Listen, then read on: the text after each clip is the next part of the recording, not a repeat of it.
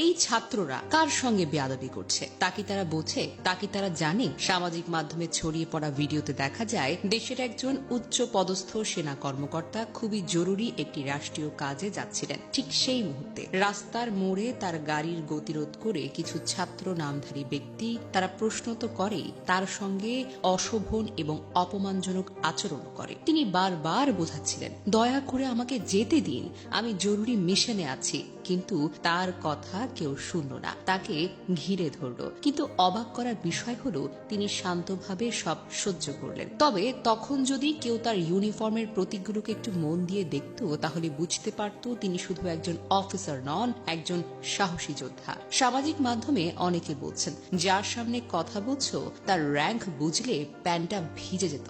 এই র্যাঙ্ক আর ব্যাচগুলোর মানে জানলে মাথা উঁচু করে স্যালুট দিতে, হাজারবার বাবা ডাকতে।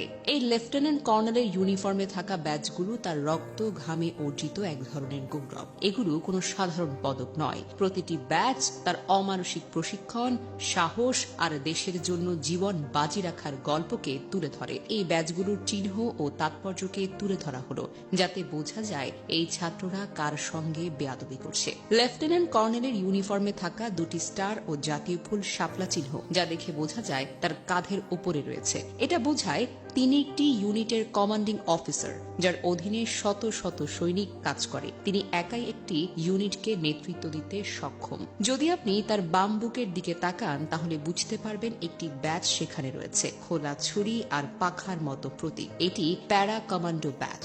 এটি প্রমাণ করে তিনি দেশের সবচেয়ে কঠিন স্পেশাল ফোর্স প্যারা কমান্ডোর একজন সদস্য। এই ব্যাচ পাওয়া মানেই তিনি বিশেষ প্রশিক্ষণ ও জীবনের ঝুঁকি নিয়ে সফলভাবে অপারেশন করছেন। তার ডান বুকের দিকে রয়েছে এয়ারবর্ন ব্যাচ, যেখানে প্যারাশুট ও ডানার প্রতীক আছে। এটি বোঝায় তিনি প্যারাশুট দিয়ে লাফ দেওয়ার মতো উচ্চমাত্রায় ঝুঁকিপূর্ণ এয়ারবর্ন ট্রেনিং সম্পন্ন করেছেন। দেশের যে কোনো জায়গায় যে কোনো সময় লাফিয়ে পড়ার মতো সাহসিকতা তার কাছে আছে। তার বাম বুকের নিচে রয়েছে আরেকটি বিশেষ ব্যাচ, ফ্রগম্যান ব্যাচ। এটি পানির নিচে যুদ্ধ, গোপন অভিযানে অংশ নেওয়ার দক্ষতা বোঝায়। খুব কম সেনা সদস্যই এই ব্যাচটা অর্জন করতে পারেন। আর একটু নিচে গেলে দেখা যাবে বিভিন্ন রঙের সার্ভিস রিবন পার, যেগুলো প্রতিটি একটি একটি করে সফল মিশন, প্রশিক্ষণ বা আন্তর্জাতিক দায়িত্ব পালনের স্মারক। এটি একজন অফিসারের অভিজ্ঞতা এবং অর্জনের নীরব সাক্ষ্য। তার বাম বাহুতে রয়েছে গর্ভের প্রতীক, চিতা রেজিমেন্ট ব্যাচ।